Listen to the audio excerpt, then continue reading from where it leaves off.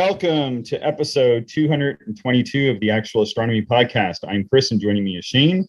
We also have some robins out there. You can probably hear them. We are amateur astronomers who love looking up at the night sky, and this podcast is for anyone else who likes going out under the stars. And apparently this week it's going to be for the birds. Can you hear them? No, I can't. But it's all these robins. It's a beautiful morning out today. Oh, yeah. And the birds were chirping here too. Yeah, I think they're moving off, but it was very loud there just as we hit record. All these robins showed up and started tweeting very loudly outside the hut here. So we have a Patreon contributor to thank. Yeah. Go ahead. Oh, okay. Just thanks to Fred, one of our newest Patreons. I think we're at 34 Patreon supporters, Chris. So, Wow. It's a big list. So thank you to everybody that does support us on Patreon. We really do appreciate it. And it certainly helps us keep this thing going. Yeah, we were actually just talking about that as we were getting going because I think Jim had mentioned some sound quality issues. They'd actually Jim had mentioned that it was more Shane than me, but I think it's actually my end that's causing your problem, Shane. We've determined. I'm pretty sure it is anyway. Yeah. There's so you don't have your typical microphone and full audio set up, and I think that your current microphone in the laptop is kind of creating a little bit of an echo with me occasionally. So if there's any sort of clipping noises or anything like that, we'll try to get that rectified with a new microphone or adapters or something to make that setup a little bit more transportable and functional. Yeah, I think the one thing we're talking about is I'm kind of just like bringing stuff back and forth. And last week I just hadn't forgotten anything. It was our first week out here, and so I just brought the laptop. And then this week I brought out my secondary mic and some other stuff, but I forgot an adapter. So for the sake of like an inexpensive adapter, but see, typically I wouldn't buy that. I would just kind of lump it in life and get along. But then Shane, you're reminding me that, due to the great Patreon support of our listeners, that I should just darn well go out and buy like the $20 adapter. Like I said, that typically I wouldn't buy. So I think we're going to start, doing stuff like that a little bit more since people are making some contributions, and we do appreciate it, and should help get the quality back up to the usual standards here shortly. Yeah, exactly. Yeah. So thanks for that, Fred. And you did a presentation. Yeah, so a little while ago, the Seven Ponds Astronomy Club, located somewhere in Michigan. I can't remember exactly where, but anyway, they contacted us.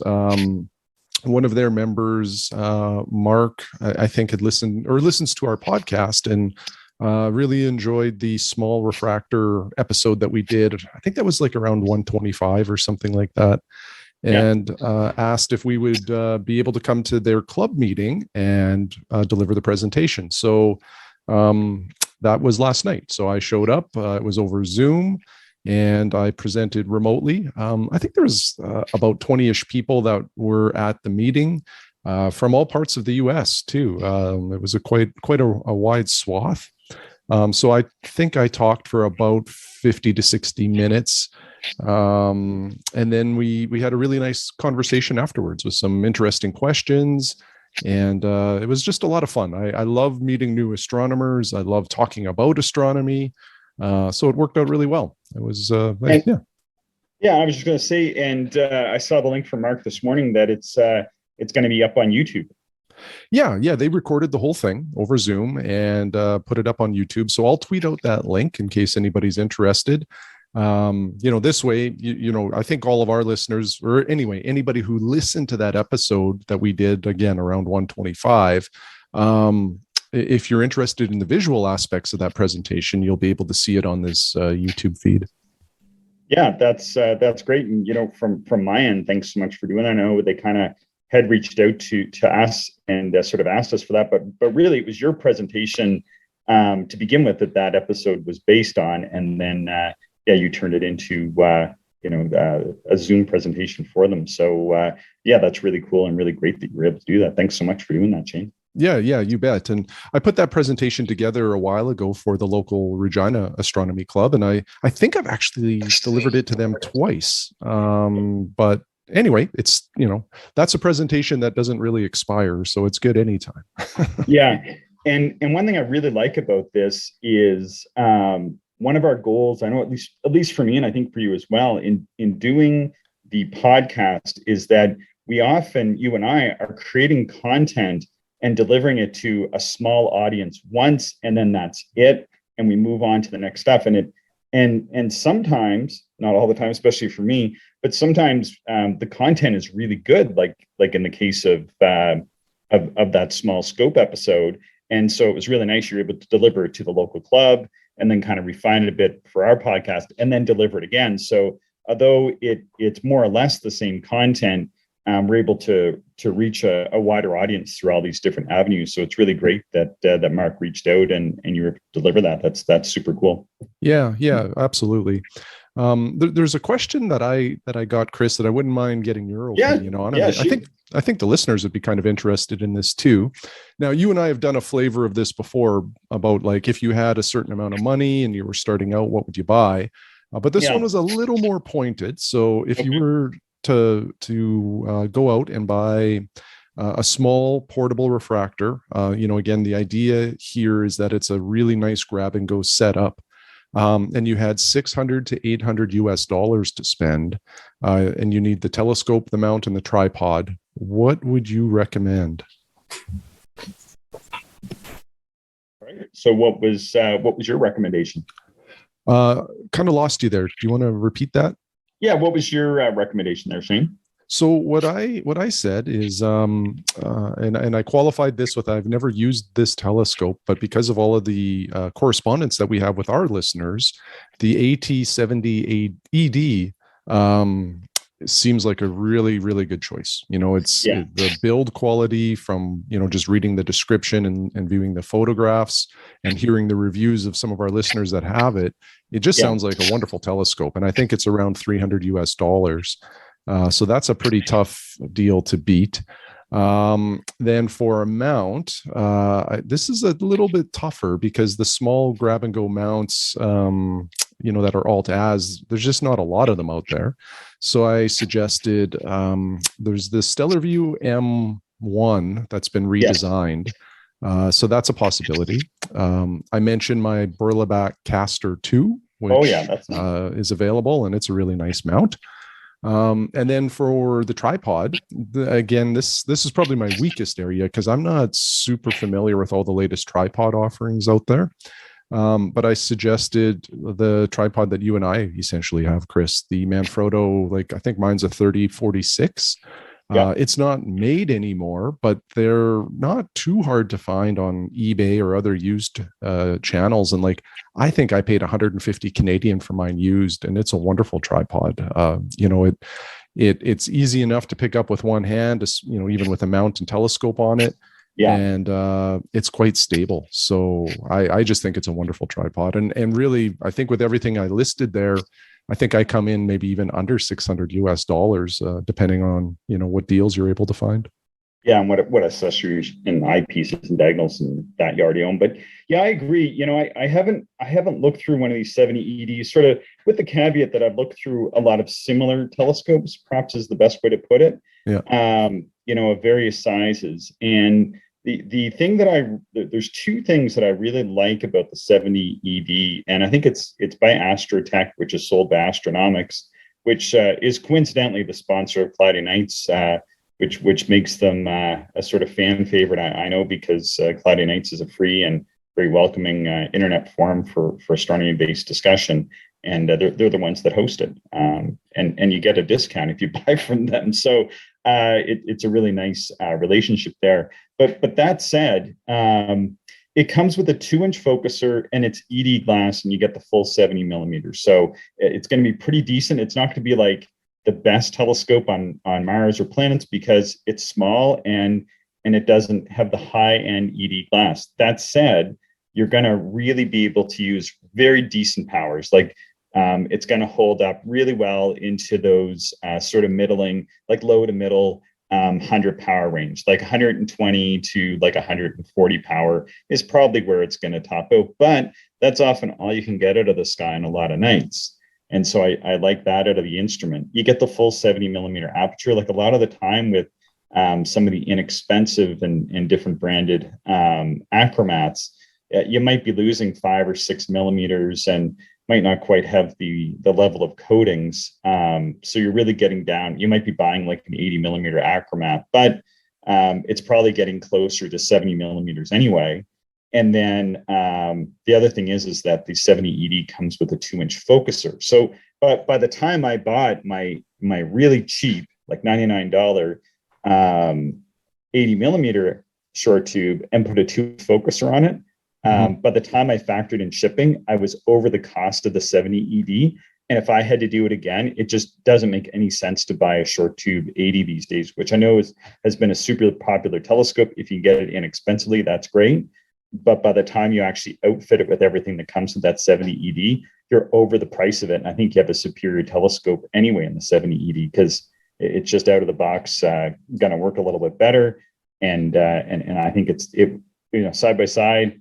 I can't imagine it wouldn't beat the ED or the ST80. So anyway, that's my 2 cents on that. Yeah, no, I think that's great input. I enjoy these questions, but I really enjoy asking multiple people about them because it's a real subjective thing. Everybody has different experiences with gear, and I don't think there's a right answer for any of this. There's just different opinions, and they're all valid. Yeah, I think also like people should know, though we haven't used it, this is a little bit of a crowdsourced answer actually, because I think we have like about half a dozen listeners with that scope that have written us. And knowing that not everybody that owns a piece of gear that we talk about is going to write us, that's probably the highest percent of like equipment amongst our listeners. So it's not really necessarily 100% yours and mine recommendation. It's really coming from the listeners, and nobody's written. We have people that are newcomers to astronomy that have bought it, people that are really seasoned that have done tons of astronomy, and this is like their sort of ultimate grab and go setup, and have written and said how great it is. So people from all different spectrums of astronomy have kind of written and said like that's a pretty darn good little decent telescope. Like not the best little telescope, but on the best price per performance and portability. It's threading the eye of the needle kind of thing, I think. So pretty cool. Yeah, absolutely. And realistically, there's just no way you and I could ever really have experiences with everything out there, especially the newer stuff that's coming out. So it is nice to have that third party or third hand information coming in from the listeners, because it does help us to form some opinions too. Yeah, and I mean, if Astronomics wants to go ahead and send us a couple, like or one to share, like we're good with that too. So yeah, we could test and give it our stamp of approval, or tell everybody what we think. Yeah, pretty cool. And you mentioned the tripod, which is kind of funny because you were probably much more intimately familiar with that tripod than you had maybe intended to be. Let's put it that way.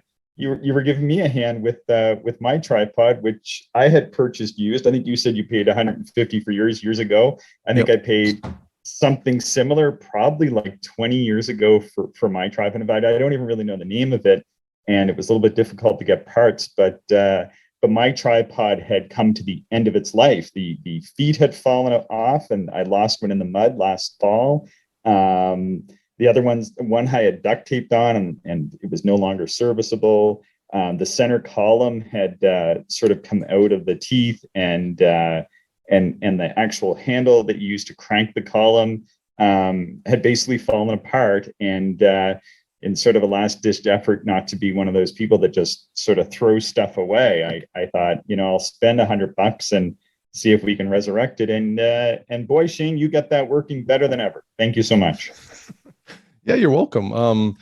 Those repair quests are always they don't make me nervous, but I'm always wondering what I'm getting myself into, because I don't know how to, I don't really know how they function, So when you bring these things over, or if I'm doing it even on my own gear, you just start opening the thing up and you just figure out, I guess, kind of reverse engineer it. So your repair was super easy. Like, I think the handle was less than 5 minutes, and that was simple. And then the tripod feet just needed a little bit of a TLC, so to speak, or a big hammer to pound them in. So yeah, well, I really appreciate it. And man, you really have a good head for that kind of stuff. Like, it's, I just don't, it's not one of my skills to be able to look at something and figure it out. And man, you're fast. Like, I couldn't believe how quick you figured out how to get that column in there. I kind of looked at it for an hour one night and said, I need help. Like, I'm going to just destroy this tripod if I try to do it.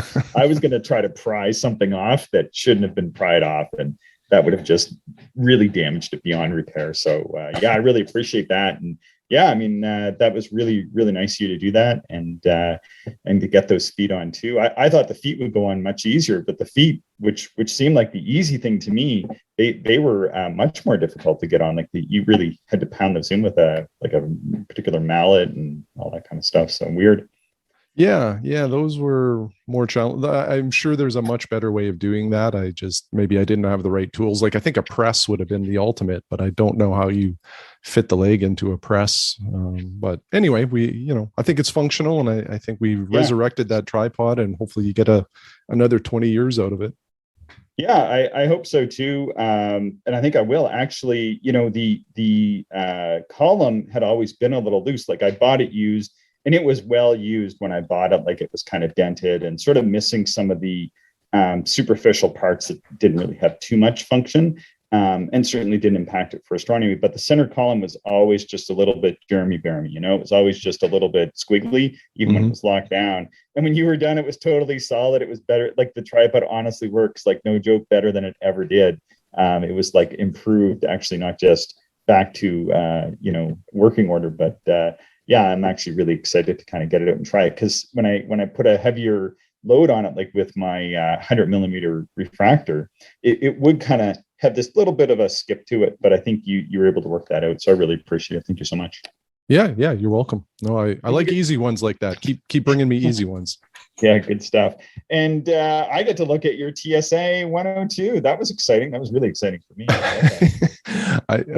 I could see without asking that you were quite surprised as soon as you saw it, and I like your notes about it. Go ahead. Yeah. So the TSA 102 is apparently a 4-inch 100 millimeter odd refractor by Takahashi, known to be among the best 4-inch refractors ever made. And I've owned lots of refractors. I own a 4-inch Takahashi refractor, and my 4-inch Takahashi refractor looks like a finder scope compared to the Jane's TSA 102. And so I said, well, I think I know why that scope works so good. It's really a 5-inch telescope. It's not a 4-inch telescope, because it's huge. It's huge for a 4-inch telescope. It's bigger than my 5-inch telescope. Well, I know it's when I received it, I was shocked. Up until receiving the TSA 102, I always thought that my Teleview Genesis SDF was a tank. Like, it's a big, heavy 4-inch refractor. Like, being it's a Petzval design, there's more glass in it. And like, I think that the SDF is actually heavier than my 120 ED, maybe, or at least the same weight. So I get the TSA 102, and it dwarfs my Genesis. So I was quite surprised at the size of it. Now, it is heavy, and comparatively, say, to your doublet, which makes sense because it is a triplet. But one thing I will say is, when you take the telescope off the mount, given its form factor is quite large, it actually, it doesn't weigh as much as I thought it would, just based on the physical appearance. Not saying it's a light telescope. I think it's still like 10 or 11 pounds, but yeah, it's not insignificant. It catches the eye. Yeah. Nice looking scope though, but huge. Like, even the focuser on it seems like double sized. Like, when I couldn't believe, like, the focus knob on it, it looks like it's, I don't know, like, it feels like it's more than an inch across. Like, it's really, everything's much bigger. Like, when I'd only ever seen photos of them before, and then holy cow, to to see that focuser on it like that, I was really surprised. I mean, it's a nice instrument. Yeah, very good.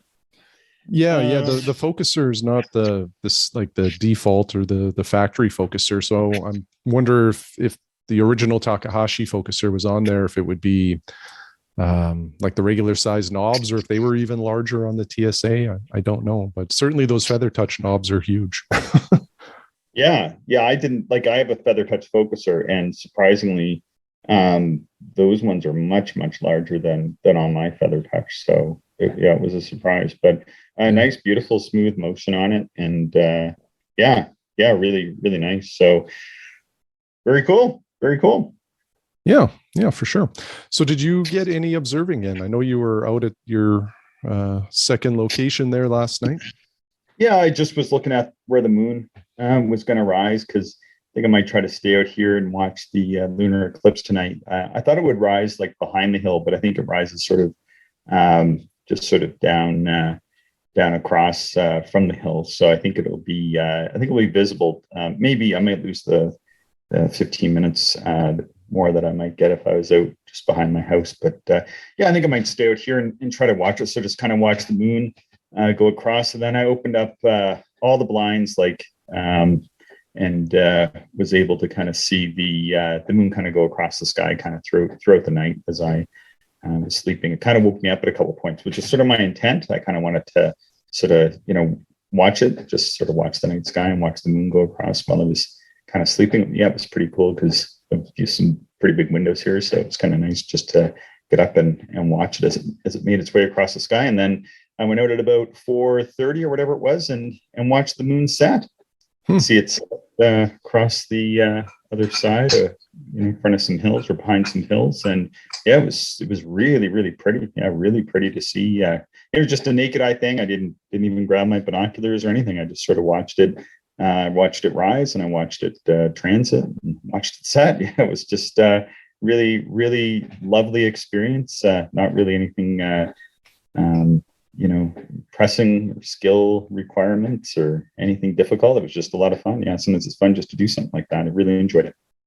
Yeah. That's another question that I got presenting to Seven Ponds Astronomy Club was when, sort of what are the rules of engagement, if you will. That's not how it was asked, but between using binoculars and a small telescope. And I said there's a few things that happen when we go out observing, and I said when we tend to use binoculars, it's either like a sucker hole night, where you're kind of observing between the clouds. So that's one scenario. Another is sometimes at the end of an observing night, when it's 2 a.m, you're a little fatigued, and observing Cyclops all night with one eye can be even more fatiguing on your eyes. So at that point, sometimes it's nice to put the telescope away and just switch over to the binoculars. And then I also referenced our little 2x50s that we have, that just sometimes we, get enamored by them and we don't even look through a telescope. So there's a lot of different use cases, but I guess I'm also maybe encroaching on our next episode a little bit. Yeah. No, don't do that. Yeah. More to come. Stay tuned. Yeah, I'll shut up now. No, not at all. I actually bought a new telescope. Yeah. So let's hear about this. This is incredible. Yeah. So this is the telescope that I've looked at for the longest time. I just realized I'm sitting here. It's going to match my car. This is going to be pretty sweet, eh? I never thought of that, but you're right. Neither did I. You need to get a vanity license plate now that says Celestron. I'm not paying for that. And yes, that's not happening. Okay, so this telescope is something that I've wanted to get probably just about, I don't know, at least for a decade, maybe even longer. And what it is, I almost feel like I shouldn't tell people what it is, that I should let people guess. We could have a competition. No, it's a little Schmidt Newtonian by Celestron. They were made in the 80s, and it's really fast. It's f3.6, and it's 5.5 inches, so it's 140 millimeters in aperture and 500 millimeters in focal length. And what makes this telescope special, and why I'm drawn to it, is it's a very wide field telescope. So it's really main purpose is for wide field observing, which is my favorite type of observing, strangely enough, or one of my 5 favorite types. No, it really, wide field observing is one of the main things that I do like to do, especially from dark sites. Mm-hmm. So I'd hemmed and hawed over getting one for a long time, and I'd seen lots of them come through, and because they are older, oftentimes the focusers are broken and were not in great working condition. And then as well, if they are in good working condition, often they're pretty expensive. So I'd always been looking for one with the right combination of functionality, like that works pretty good, and that wasn't too expensive. And so this one kind of threaded a pretty good line. It looks really good. Like, I think it's in excellent working condition. I think it might be a bit dusty, or it might have a few little scratches or something. So that's fine. Like, it might need to be cleaned up a bit. So I'm kind of prepared for that. It probably needs to be optically aligned. So kind of already reached out to you on that one, Shane. And there's going to be a few little things like that. But the other thing is that a lot of people buy them, and you can modify it. So these are older. They're from the 80s. So they only take 1 1/4 inch eyepieces. But you can buy, and it's a bit of a online scramble, and maybe I took a bit of a gamble and bought some adapters already, but you can buy adapters to turn it into a 2-inch eyepiece capable telescope.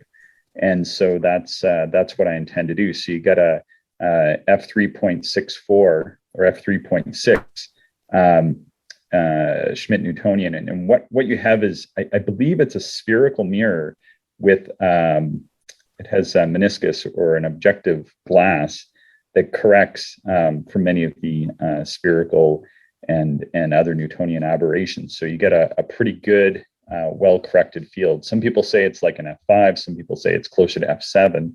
So it's a very well-corrected instrument, without having to use like a paracord or other kind of coma corrector. And then with the modern advances in all these adapters, I feel like we live in adapter hell sometimes, but if you can figure it out, you can get something like a 2-inch focuser to work on it, and to be able to take something like a Nagler 22, or I really want to use, and I've heard great results of people using the Doctor 12.5 millimeter as well, which I own. So I'm pretty excited about this, Shane. Really, really excited. I'm super excited to look through it. It as you and I were talking yesterday, I love the aesthetics of it. The orange paint and the font are really cool. The focusing mechanism is very different from anything I've seen before. Yeah. And me, I love these old scopes because I think there's a lot of value there. And, we get caught up sometimes spending a lot of money on modern stuff, where this old stuff, sometimes all it needs is a little bit of a cleaning or a re-greasing, and you have yourself an outstanding performer. So, because this design is unique and the wide fields that it offers, I'm super excited to look through it once you get it going. Yeah, so am I. And one of the things that I had wanted to get for a long time was at least a somewhat portable but not as costly telescope that I could take traveling for me. Although, now that I've bought some adapters and that, I'm up into a few $100, but really that's not that expensive for a 5.5-inch telescope that's designed for low power, mostly wide field observing. And you can run the power on it. It's probably good up to around 110 or so, is kind of what the online comments seem to indicate. But it's hard to tell. A lot of people say that the secondary is the source. The secondary mirror is the source of a lot of challenges with these telescopes. And there was one individual who confirmed that and was very mechanically inclined, like somebody like yourself, Shane, and did everything and anything, still couldn't get the performance, pulled the secondary out, had it shipped to an optician, had it reground, recoated, and put back in, and said it's like one of the best telescopes they've ever had. So if we can't get it going 100%, then I kind of intend to do just that, because I kind of feel like getting a secondary ground flat and recoated, that's not really crazy expensive anyway. Maybe that's going to cost a couple $100, but for $500 or so to have a really high performing telescope and 5.5-inch aperture that I can take on trips, throw in a suitcase is pretty exciting.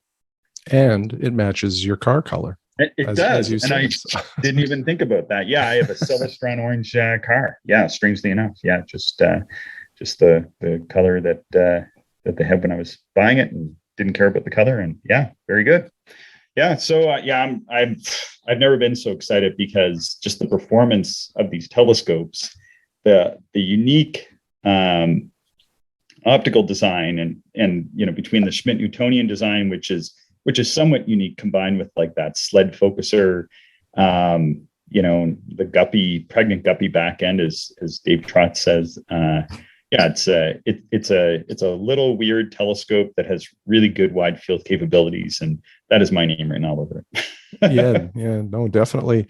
Does it come with the original, like, I'll say what looks to be inadequate pier mount, a mini tripod? No, I don't think this one. No, Okay. no, I think this one actually is just the tube. I don't even think there's like lens caps or anything. It comes with any lens caps. That will be a bonus. So I think I'm kind of in for a bit of a time kind of properly outfitting it, which is fine. And because the price was right and the price for shipping was right. It's everything sort of came together on this. I think it's just going to need a good dusting and then an alignment and then a test. And it should be good. One of the things that had kind of held me back from buying it before, Shane, I was telling you this yesterday, is that I didn't feel like I had a good mount for it before. And then when I had bought the AZGTI from Skywatcher, I had completely forgotten about the Comet Catcher and my desire for that. And then one day I was looking at a slightly different version of it. So Vixen made a version called the 140, and I don't think they made very many of them. And anyway, I saw online where a lot of people in Japan were mounting old 140s now on the AZGTI and saying how great they worked. And I thought, holy cow, I got to get one of these Comet Catchers and put it on the AZGTI, because here I have a mount. I have lots of tripods that I put that mount on. So I already have the mount, tripods, have some eyepiece, like one of the eyepieces people say to use with it is the Dr. 12.5. Works amazingly. People say that's probably about the best eyepiece for it. So, for not a whole lot of money, I can just get the telescope, set of rings, and then it's a long list of things to get, but everything's been really cheap so far. Like the adapter, I bought an adapter. It was 17 euros. I bought some rings. They were like 30 euros. I had to buy some felt for the rings because it's an odd size. That was $12 American. Bought another adapter for $20. So it's all kind of stuff like that that's going to slowly drift in here to properly outfit the telescopes that I can use it. So I'll probably end up in almost twice for what I paid for the telescope to kind of get it to take eyepieces the way that I want it to. But I'm just so excited. I should stop talking about that. Anyway. No, this is great. I'm excited for you. I can't wait to see it. I think this is going to be a fun little project for you. Yeah, and maybe a little bit for you as well. Yeah. I figured I'd probably get tangled up in this one. but I think it's good. I think it'll be fun. And then again, like, just because it's not a very expensive telescope, and it's not really even that rare. Like, they made a lot of them and they sold a lot of them. So even if something isn't perfect, like, there's always the chance of being able to buy one that is compromised, except for maybe a part that I'm looking for, or if I did travel with it and something happened to it, like if it got lost or whatever, well, that wouldn't be good. But at the same time, it's not like, if your Takahashi got lost in transport, which would really set you back and be heartbreaking, right? So I feel like this kind of opens up, a couple different doors for me. Plus, I, kind of was looking for, I'd like to sort of get telescopes kind of like you do, and like how we played with those little 50 millimeters. And I kind of done a lot of theory on it, but hadn't sort of, bitten the bullet on actually buying a lot of those little board parts to put them together. And you actually went down the rabbit hole on that for us. And then I trailed along and picked up all your spare parts from you in behind. Yeah. And that was really fun. And that's kind of motivated me to do kind of the same with this. And what I really want to do, Shane, is I want to mount that 50 millimeter 2-inch capable telescope that you kind of came up with and sold me to this telescope, which I'll get configured in its own 2-inch wide field format and just have sort of this ultimate wide field machine, in my mind anyway, which, really in the end is only going to have run maybe all told, just into the few hundreds of dollars, really, which is that's a lot of fun for not a whole lot of money. I hope anyway. We'll see how it goes. Yeah, exactly. Part of the fun for me is just figuring all this stuff out with these old scopes and getting them working how you want. Because like I say, they can be really, really strong performers. So I think it's worth the effort and worth the money. And, at the end of it, you're probably going to end up with a telescope that you absolutely love. And who knows, it may surprise you how much you end up using it. Yeah, I got to tell this one little story. So, and I often go and read them and research them. So it's got this Sled Focuser, and the way it works is that the focuser and the secondary stock and the secondary holder and the secondary mirror are all one unit. And as you turn a knob, the whole thing slides forward and backward inside the tube. And that's how it focuses. Traditionally, focusers move the eyepiece up and down one way or another in a Newtonian to achieve focus, and the secondary and all this other stuff is affixed to the tube. But with these, it doesn't work like that. And it has a relatively large secondary. It's like around 33 or 35%. And just the way the configuration is, when I was doing some reading, I think it was in French or something, and I kind of picked up, I was like, what are they talking about? And I did the translation because I was just looking at photos, and then I was kind of trying to read and piece through and did, hit the Google Translate on this page. And this person said that it will give a toilet seat like star test. I've never heard that comparison. I never heard that before, but it kind of made sense. They had a graphic of it. You could see sort of like the public toilet seats that have the opening on it, because just the way it's configured with the large secondary stock and the large secondary, you get sort of like this star, and then it would have like a break in it. Right? So it looks like a public toilet seat. So anyway, I thought that was pretty funny. Yeah, that is funny.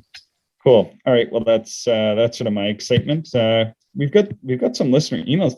This one's really interesting, Shane. We had an email from Ethan, and now this is happening tomorrow.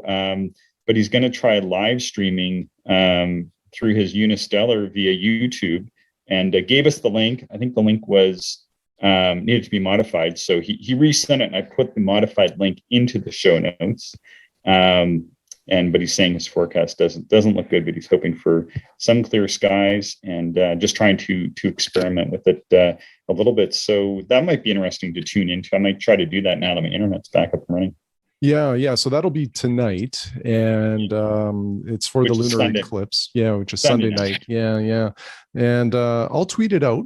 But when people actually hear this episode, the event will have passed. But yeah, it's super cool what he's trying to do. And you and I have talked many times about Ethan's Unistellar telescope and just how enamored we are with the community science behind it all. So I think this is yet another really awesome use of that telescope. If you can live stream events, that's just incredible.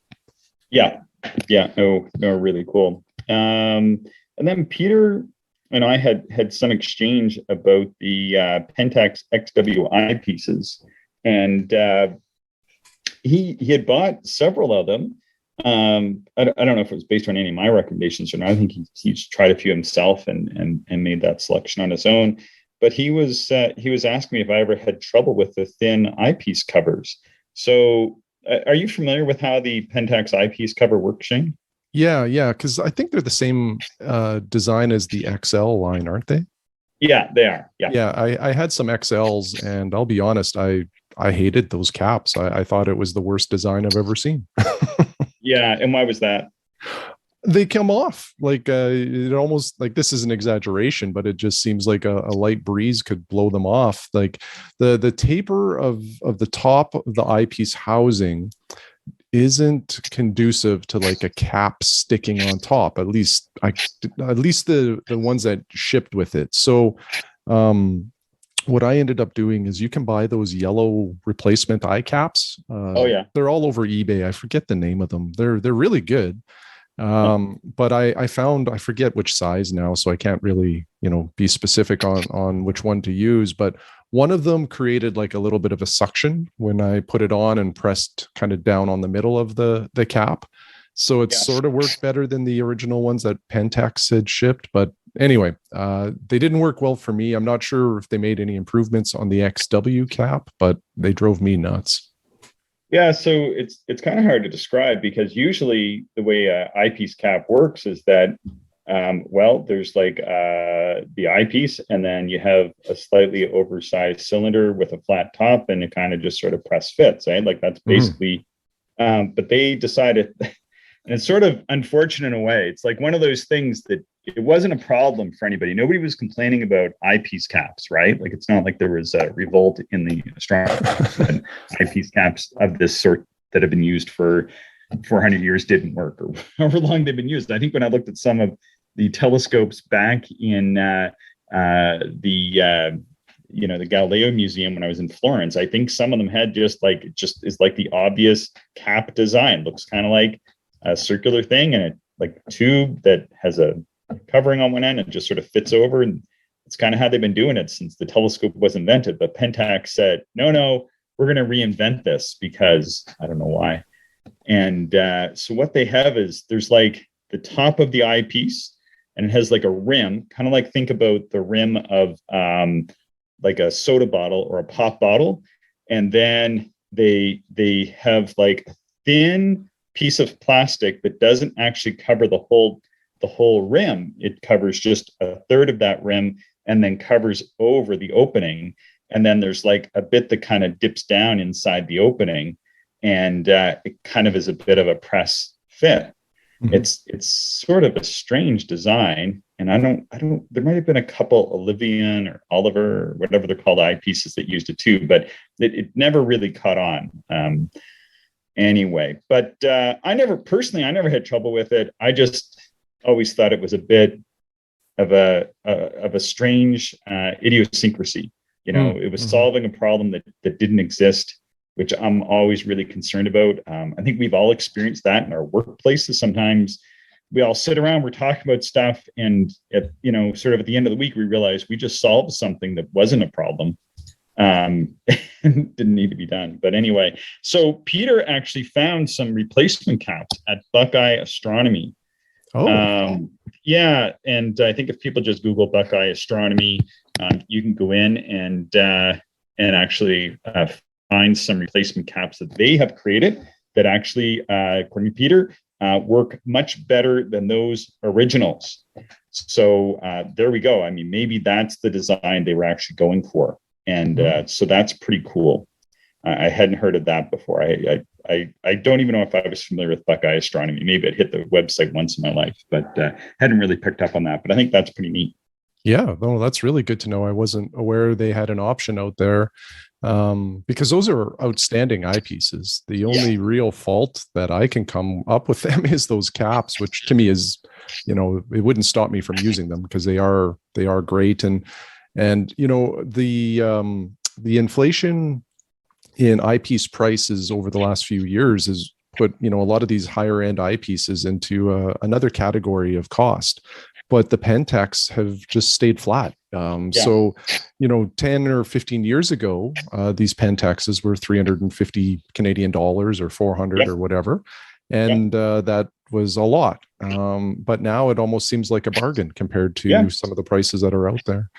Yeah, no, exactly. Yeah, they're actually, when I was buying mine, I think I was paying into the 400s, like low 400s, 425 in the early 2000s, and now last one I bought on sale for 349. So that's a huge difference. And at the time, people thought it was nuts that I was paying $400 and something for a 70-degree eyepiece when like the Ethos had just come out, even though they were running, in $500 or $600 or whatever they were starting. And but anyway, I think the Pentax are great. Sorry, I told Peter that I would mention that, and that I would also mention the cool feature that he reminded me about. I've never tried this for myself, but the Pentax came up with these screw up and down eyepieces, or what do you call it? It's the ability to change the distance between your eye and the lens. What's this? Just the eye cup adjustment, I think. The eye cup, yes. Yeah. And you can screw it right off, and you can actually attach. What is it? You can attach some sort of cameras or something like that. Do you remember? Yeah, something like that. I think. It's I think the term is called decloaking. So some astronomers like to decloak their eyepiece, like Teleview Delights. You can do the same thing. You can just keep unscrewing the eye cup adjustment, and it comes right off. So you save a little bit of weight. But what some people really like about that is if you're a bino viewer, sometimes those casings add a lot of diameter to your eyepiece, and when you're bino viewing, sometimes you don't have that space. So decloaking them just buys you a little bit more room. Yeah, and then I think with these Pentax, you can actually thread on camera adapters and attach some cameras to them directly for, I think that's prime focus, or anyway, some type of photography that I'm not going to get into because I know nothing about, but sort of one of those options. Yeah, interesting. We talked about Jim already and the sound. Chris wrote, and he said Joe Rao, R-A-O, is a longtime local weatherman in the New York area, and he's researched the potential for a possible new meteor shower coming up around May 30th. That has the potential to be a good one. He's predicting there's a possibility for large fragments from the 1995 73P Schwarzman-Watchman comet breakup to enter our atmosphere, and could be quite spectacular. And he sent us a link to that article. It was on spaceweather.com. So May 30th, I think we're actually out observing together that night. I think we're down in the grasslands. Yeah. So that's pretty cool. I knew nothing about this potential meteor shower, but it sounds very interesting. And because I think this might be the first time that Earth passes through the field. Is that right? Yeah, I think so. I think I did read the article. I thought it was pretty cool, but I read it when we received it. I think a week ago today. But yeah, I think that's what I pulled from it as well. Yeah. So, assuming that's the case, it definitely has big potential because, again, the idea is that the comet passed, it left a whole bunch of debris behind. And then as the Earth moves through that debris field, the matter burns up in our atmosphere and we see a bunch of meteors. If the Earth has never traveled through this particular field before, there might be a lot more stuff there to burn up. So yeah, I'm hoping that we have clear skies that night. Yeah, very good. And I'll just kind of mention a couple emails we received briefly because we are running short on time. Adam wrote about getting possibly like ED80s, like small 80 millimeter ED telescopes. So he was looking at a ED80, a Vixen ED80, a Borg ED76, and he attached some sketches of M3 using, or Messier 3, which is a globular cluster using its 8-inch Dob. Those are spectacular sketches, I thought. Yeah, they were amazing. They're really good. Yeah, I really wanted to mention that. I didn't put them in the notes because I didn't have good internet last night and couldn't get them in the notes. But thank you so much for sending those out. You sent us a whole pile of sketches, and those were really awesome. Really appreciate it. We need to get like a something up that we can make a gallery of all the stuff that people send us. Would be cool. And then Tyler wrote us just like sending a really nice thank you. Really appreciate that, Tyler. We do really appreciate that so much. And he sent you a congratulatory remark on your observation of Cirrus B, Shane.